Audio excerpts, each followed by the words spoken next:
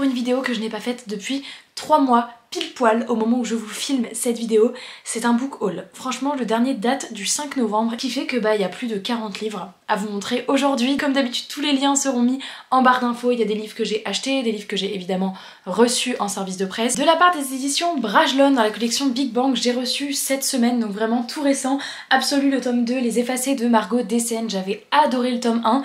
Tristan il l'a lu dès qu'il est arrivé dans la maison. Moi je le lirai prochainement. Trop bonne dystopie où 100 mobilisés vont être envoyés dans une zone pour tuer une chose, une espèce de monstre qui y habite, et c'était vraiment trop bien. J'aime trop la plume de Margot Dessen, donc tellement hâte de lire ce tome 2 qui a galéré à arriver chez moi. Ils me l'ont renvoyé 2 ou 3 fois les éditions Brajlon, mais c'est bon, il est arrivé. Un livre que vous avez vu passer au mois de décembre puisque c'était l'un des lots à gagner durant mon calendrier de l'Avent. L'un d'entre vous a pu gagner La Ville au plafond de verre et du coup je l'ai reçu aussi. C'est de Romain Desplanques et les éditions de L'Homme sans nom. La couverture est vraiment trop jolie. Le résumé est assez complexe, en plus le livre c'est une énorme pavasse, le texte est pas très agréable à l'intérieur et il fait genre un truc du style 600 pages. Un orphelin, une institutrice et une sœur, 3 vies, 3 destins emmêlés dans l'écheveau de fils tissés par les jeux de pouvoir de la ville. Donc je pense qu'il y a tout un truc de pouvoir, de politique. Je sais pas s'il est complexe, j'ai pas vu les premiers avis, il faudrait que j'aille voir. On est dans un univers de fantasy et j'ai jamais lu de livre de L'Homme sans nom si je dis pas de bêtises, donc ça pourrait être le premier. C'est juste qu'il faut me motiver. Si vous l'avez lu, dites-moi s'il était bien, parce que j'avoue que quand je l'ai reçu je m'attendais pas à aussi gros, aussi dense.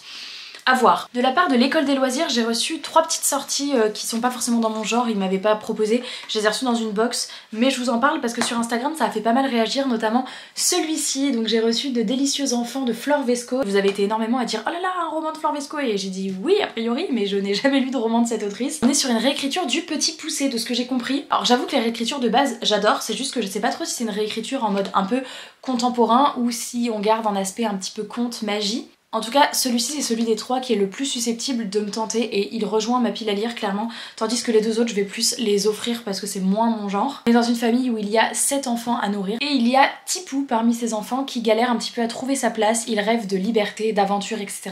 Donc il va s'aventurer dans la forêt. Qui sème ses feuilles et baies sanglantes. Pour le découvrir, il vous suffit, à vos risques et périls, de suivre les traces, d'où un petit peu la réécriture, le lien qu'il peut y avoir avec le Petit Poucet. Les chapitres ont l'air très court, genre vraiment ça fait 2 ou 3 pages à chaque fois. Là c'est les épreuves non corrigées et le livre sort le 20 mars. Et dans la box j'ai également reçu 2 autres livres, donc il y avait tout d'abord La Cabane de Ludovic Lecomte. Et là j'ai l'impression qu'on est un peu plus sur les thématiques de l'anxiété ou peut-être même de phobie sociale, puisqu'on va suivre un jeune garçon qui va réussir à mettre sa main sur la porte, à actionner la porte et à sortir de chez lui pour la première fois depuis 6 mois. Là aussi c'est un tout petit roman, il doit se lire assez vite, c'est pas du tout mon genre à la base, mais après la thématique pourrait m'intéresser, c'est juste que je me connais. Je sais qu'à côté de romans de fantasy, je vais toujours sortir la fantasy avant, donc malheureusement je suis pas sûre d'aller vers ce livre.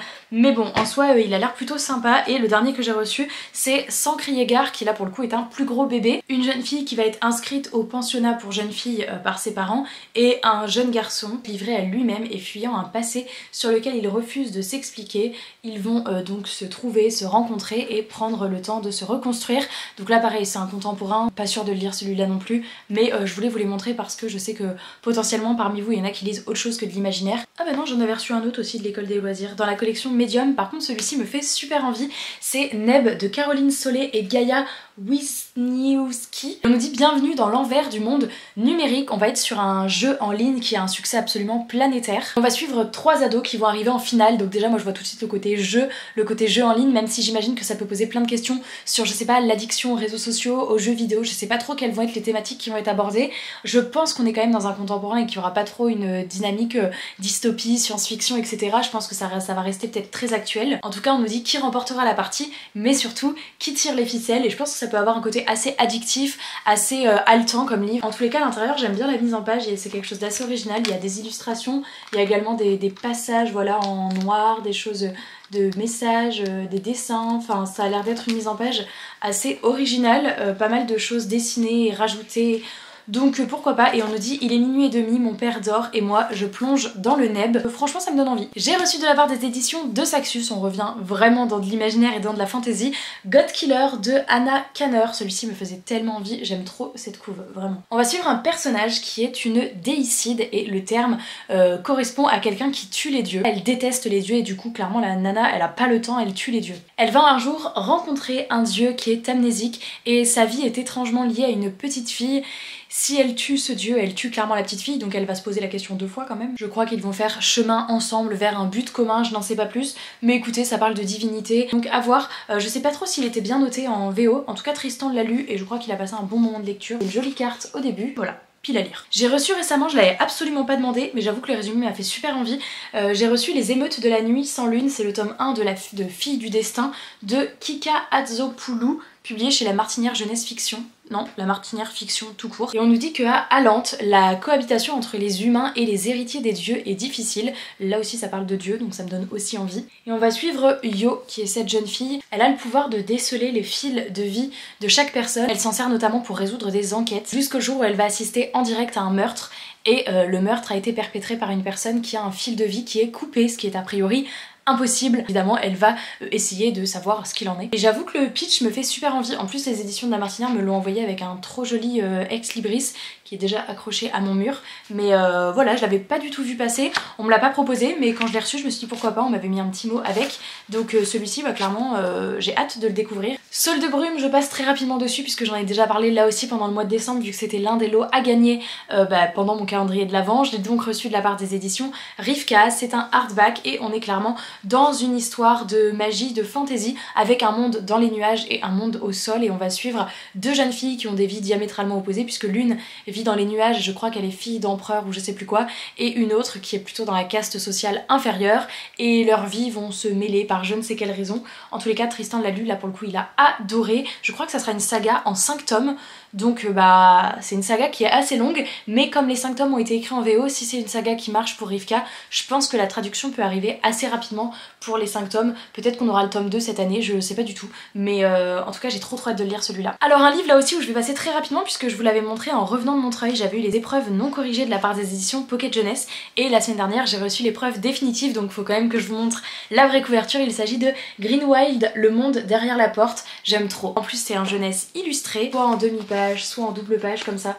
Mais vraiment trop hâte de le lire celui-ci. Bon, évidemment là on n'en voit pas tant que ça, voilà. Bon, il y en a quelques-unes quand même. Et on est dans un monde où la magie et la nature sont étroitement liées. On va suivre Daisy qui a l'habitude de suivre régulièrement sa mère qui est journaliste, et elle la suit régulièrement lors de toutes ses interviews, elle va souvent avec elle, sauf que là sa mère doit enquêter sur quelque chose de plus dangereux puisqu'elle doit enquêter sur des disparitions suspectes, donc elle décide de laisser sa fille le temps d'une après-midi, sauf que sa mère ne va jamais revenir.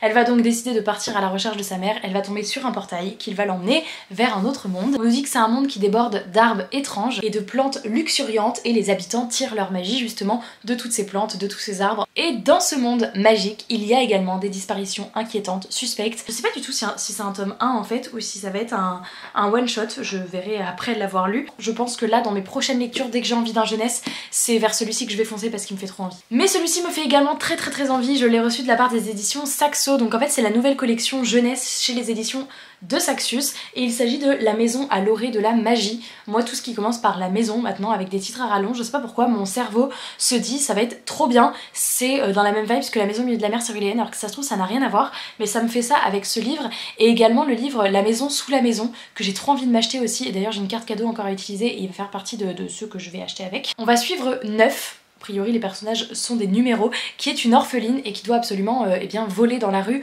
pour avoir de quoi manger le soir. Et un jour elle va voler quelque chose qui va bouleverser sa vie à jamais, puisqu'elle va voler un petit bibelot représentant une maison qui tient vraiment genre dans le creux d'une main, mais a priori il y a une grosse malédiction qui pèse sur cette maison. Et on nous dit: oseras-tu franchir à ton tour la porte de la maison à l'orée de la magie. Voilà, un jeunesse qui est assez court, là pareil, je sais pas si c'est un tome 1 ou un one shot, il n'y a pas de 1 ou que ce soit. On nous dit que c'est dès 8 ans, donc ça vraiment c'est vraiment un livre jeunesse. Il n'y a pas d'illustration, trop envie de le lire. J'ai été à Cultura hier ou avant-hier, non avant-hier, et je me suis acheté 2 livres avec l'une des cartes cadeaux que j'ai eu à Noël. Le premier, vous vous en doutez, puisque j'ai clairement dit que j'allais acheter ce livre dans ma vidéo des sorties du mois de février, et donc j'ai craqué pour l'encyclopédie féerique d'Emily Wilde, et je regrette pas parce que actuellement je vois que des avis élogieux. Alors j'évite de trop regarder parce que je pense le lire bientôt et j'ai pas envie d'être déçue par rapport à tout ce que j'aurais vu, mais du coup trop contente de l'avoir acheté. Il est pas très gros franchement, il fait 300 et quelques pages je pense, ouais 375 pages, et je vais vous le montrer en dessous parce que ça vaut le détour tellement qu'il est beau. Voilà. D'ailleurs c'est un petit avant-spoil du vlog qui va sortir ce week-end, puisque dans le vlog qui sortira ce week-end, je suis en train actuellement de tourner le vlog et du coup il y aura la virée à Cultura où j'achète ce livre. Et j'ai également craqué, pareil, hein, si vous regardez le vlog, vous verrez ce livre dans le vlog de dimanche, mais promis il y a plein d'autres choses cool à voir dans le vlog à part cette petite virée à Cultura. J'ai également craqué pour Les Oiselles de nuit, publié chez De Saxus là aussi. Je suis pas particulièrement fan de la couve, mais finalement plus je la regarde, moins elle me dérange, donc voilà. En dessous c'est comme ça.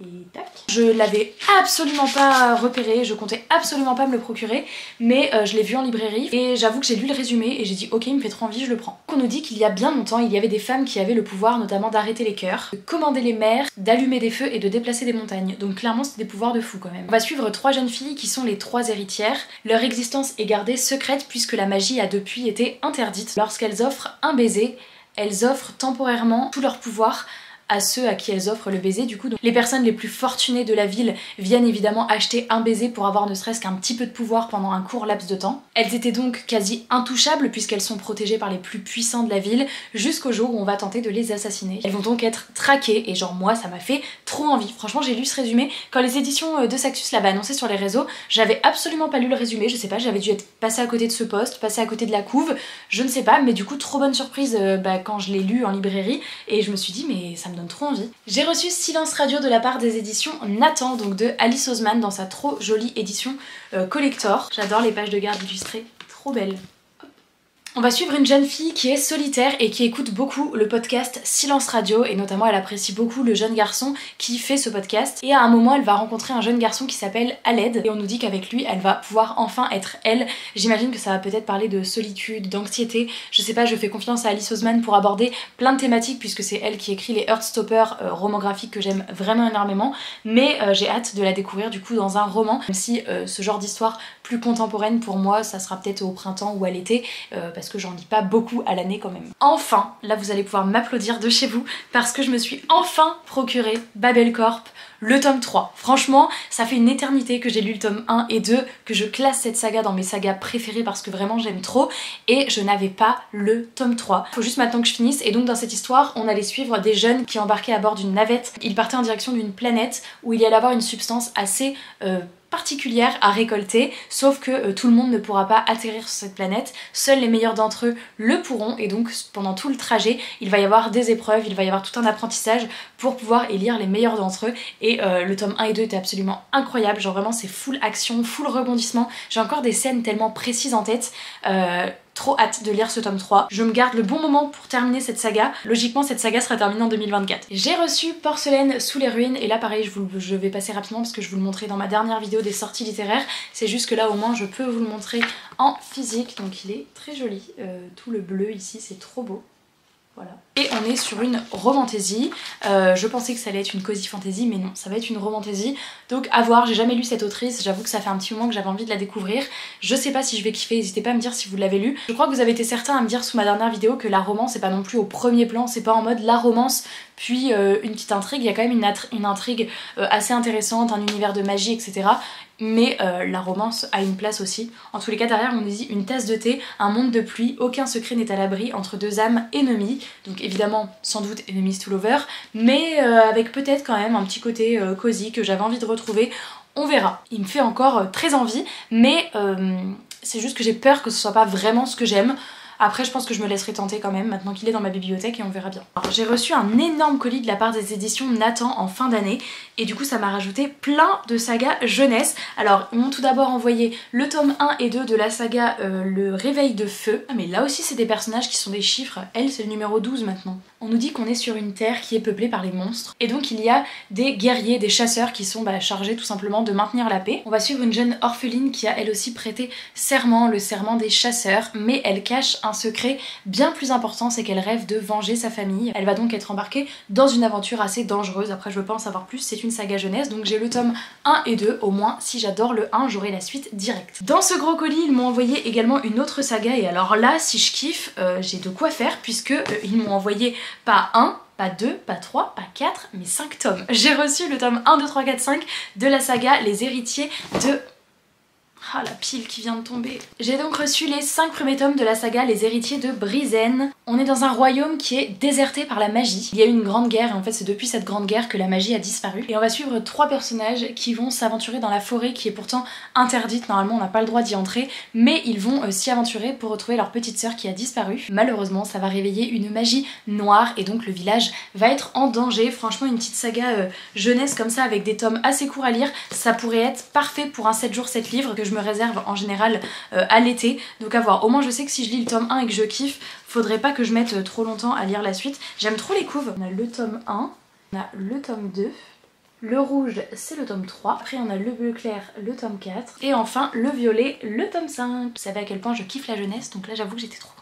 Ensuite il y avait également une autre saga jeunesse dans le colis, franchement elle m'a bombardée de saga jeunesse, j'étais trop contente. C'est la saga Les Magies de l'Archipel d'Estelle Faye, et donc on a le tome 1, le tome 2 et le tome 3, et j'avais déjà lu le tome 1 mais au moins j'ai le tome 2 et 3, et le tome 1 était plutôt cool. C'est petit, d'ailleurs c'est le plus petit des tomes, mais je m'étais dit pourquoi pas si un jour j'ai l'occasion de lire le tome 2 et 3, sauf que je les avais pas donc j'avais laissé couler, et là du coup bah, j'ai reçu le tome 2 et 3, donc ça pourrait être très chouette un jour. Là aussi 7 jours 7 livres c'est parfait quoi, ce genre de longueur. Et j'avais également une autre saga, et c'était la dernière, promis après les éditions Nathan ils ont arrêté. C'était la saga Les 13 sorcières. Alors là je vous montre que le tome 2 parce que pareil le tome 1 je l'avais déjà, donc il est dans le salon, dans ma bibliothèque. Donc on est sur une saga de fantasy jeunesse où il me semble qu'on suit une jeune fille qui a le pouvoir de voir les esprits, et elle va voir un jour alors que sa mère dort une sorte d'esprit qui est en train de piquer tous les souvenirs de sa mère, et c'est pour ça que sa mère est amnésique depuis quelques temps. Donc j'imagine qu'elle va essayer de résoudre ce petit problème. Ça fait de belles lectures jeunesse dans ma pile à lire je pense. Il reste encore quelques romans et après on passe au BD, mais c'est vrai que c'est long. Là je vais passer très vite puisque c'est Tristan qui se l'est acheté avec sa carte cadeau qu'il a eu à Noël. Je n'ai pas lu le tome 1 mais ce sera un livre qui rejoindra également ma pile à lire quand j'aurai lu le tome 1. Il s'est procuré Fleur de Co, le tome 2 de Laetitia Danaï publié chez Hachette, et c'est actuellement sa lecture en cours, c'est à dire que là je viens de lui piquer son livre pour venir filmer. Je sais pas de quoi parle cette histoire, de toute façon tous les liens sont en barre d'infos.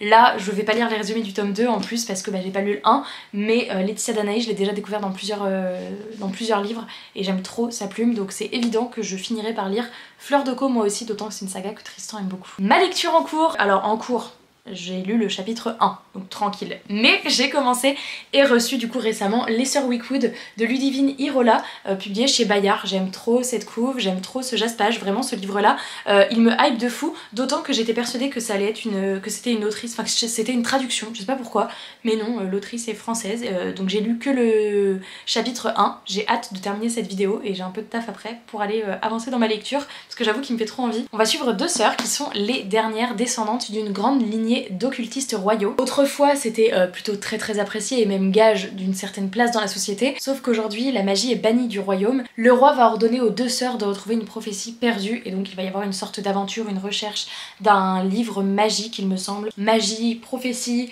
fantôme et le côté un peu occultiste etc. Franchement ça me fait trop envie, donc voilà, c'est ma lecture en cours, logiquement je vous en reparle très vite. Ah bah oui c'est vrai, dans le colis Nathan il y avait ça aussi, je l'ai oublié, le pauvre petit parce qu'il est tellement petit. Le Roi des Sylphes, c'est des tout petits formats. Tristan l'a lu, alors il a dit que c'était très sympa, mais c'est juste que bon il l'a lu en 15 minutes quoi. Après c'est vrai que c'est les tout petits livres, c'est moins mon style, par contre la couverture est vraiment trop jolie avec ce bleu, et en fait le principe de cette collection, ils en font plein, ils font aussi pas mal de contemporains, et c'est qu'en fait quand tu achètes le roman, et eh bien il y a 3 versions, donc on a le roman papier, on a également la version e-book et audio, donc je trouve ça plutôt cool le principe, même si c'est un format très court, et donc là on est sur un roman de... une petite nouvelle de fantasy. Alors là 2 livres, je sais plus si je vous avais montré que je les avais reçus. J'ai reçu Les Extraordinaires tome 2 de TJ Klune, donc j'ai lu le tome 1, trop contente d'avoir ce tome 2, et le tome 3 devrait plus tarder à sortir. Donc voilà, cette histoire avec des extraordinaires dans une ville, univers de fanfiction etc, avec un jeune garçon qui tombe complètement in love de l'un des extraordinaires de sa ville et qui va chercher à tout prix à lui aussi devenir un extraordinaire. Et j'avais également reçu, alors je crois que je l'avais montré dans un vlog, mais en tous les cas je ne l'avais pas montré dans un dernier book haul, donc j'en profite dans celui-ci. J'ai reçu Les Larmes des Nymphes de Sandy Bizozero, publié chez les éditions Gulfstream dans la collection Echo, et c'est l'autrice directement qui m'a envoyé son roman. Il est même dédicacé il me semble, ouais.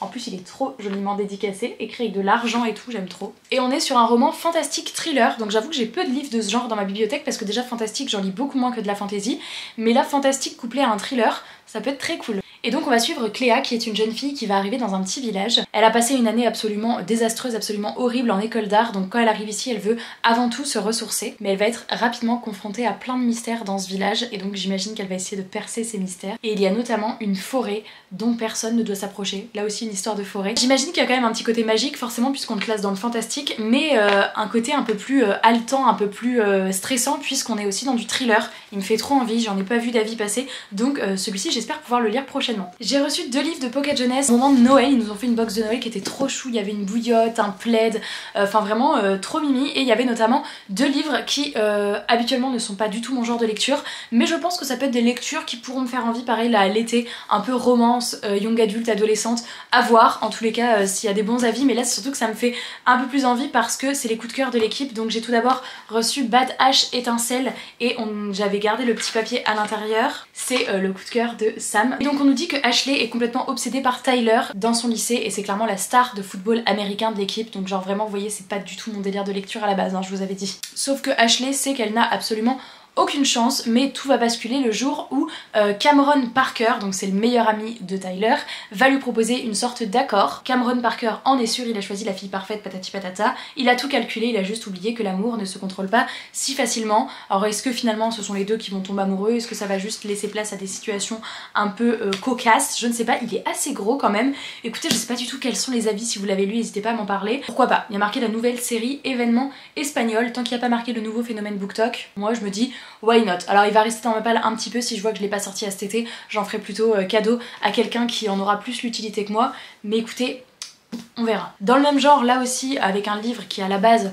ne me tenterait pas forcément, mais cette fois-ci on est sur le coup de cœur de Célia. J'ai reçu les 99 boyfriends de mes rêves, et donc on va suivre Lucas qui n'ose jamais aborder les garçons sur qui il crush, et il a pour habitude de tout simplement les dessiner dans son petit carnet. Il a donc dessiné 99 garçons dans son carnet de croquis jusqu'au jour où il va complètement craquer sur un 100e garçon dans le métro.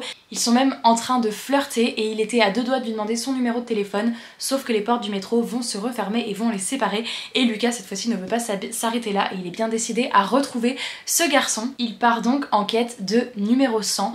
Écoutez, je pense que ça peut être, limite le résumé me fait plus envie sur celui-ci que l'autre, je pense que ça peut être vraiment trop chou à voir. Parce que là en fait je me laisse le temps de voir si au printemps-été je vais les sortir, et sinon je pense que j'en ferai cadeau. Et c'est le dernier roman et après on passe au BD, j'ai l'impression que ça fait 1 heure que je filme. J'ai reçu de la part des éditions de Saxus Créatures Fantastiques. Alors je déteste cette couverture, vraiment. Sauf que je sais pas si ils ont fait exprès ou quoi, normalement on reçoit jamais les SP de Saxus en hardback, là je l'ai reçu en hardback et il se trouve que du coup la jaquette que je n'aime pas du tout a en dessous quelque chose de quand même vachement plus beau, donc je préfère largement comme ça. Donc en fait je le laissais comme ça pour vous le montrer, mais clairement je vais enlever la jaquette. On nous dit bienvenue dans un monde de créatures fantastiques cachées à la vue de tous. J'ai pas lu plus loin, c'est de Saxus, c'est de la fantasy, il y a des créatures. Je vous avoue que celui-ci j'ai pas lu le résumé mais j'ai très hâte de le lire, même si Tristan l'a lu et qu'il a dit...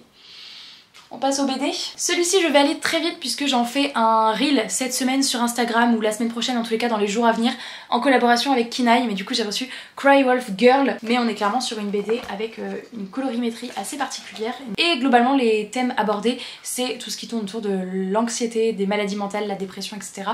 Donc voilà, il est déjà lu, je vous en reparle très vite. Pareil pour celui-ci, j'en reparle très vite dans le cadre d'une collaboration avec Glénat, puisque cette année et jusqu'au mois de juin, je suis ambassadrice pour Glénat, donc je vais réaliser pas mal de TikTok et de Reels sur plein de BD qui vont sortir dans le style un peu jeunesse de ce que je lis, donc je suis trop contente, vous vous doutez bien que genre c'est complètement le genre de BD que je kiffe. Et donc Jeanne des Embruns, j'en fais très prochainement un Reel, et je vais vous lire juste la petite citation derrière parce que je trouve qu'elle est trop belle. Jeanne des Embruns, ma fille, quand je ne serai plus là, promettez-moi de continuer à rire, à vivre et à voguer sur les flots, et surtout ne craignez jamais ce qui s'y trouve. L'océan est notre berceau à tous, et plus encore pour vous que pour quiconque. J'ai reçu de la part des éditions Kinaï Alexandre, Le Verdoyant et l'Élixir de vie, le livre 1, Le Voyage du héros. On est sur ce genre de planche, c'est la même autrice illustratrice que celle qui a fait Le Marchand de tapis de Constantinople. Je l'ai déjà lu, c'était très sympa, même si évidemment les BD qui ont plus une visée historique comme ça c'est moins mon délire, mais par contre j'ai bien aimé les dessins. De la part des éditions Rue de Sèvres, j'ai reçu 2 BD. J'ai tout d'abord encore reçu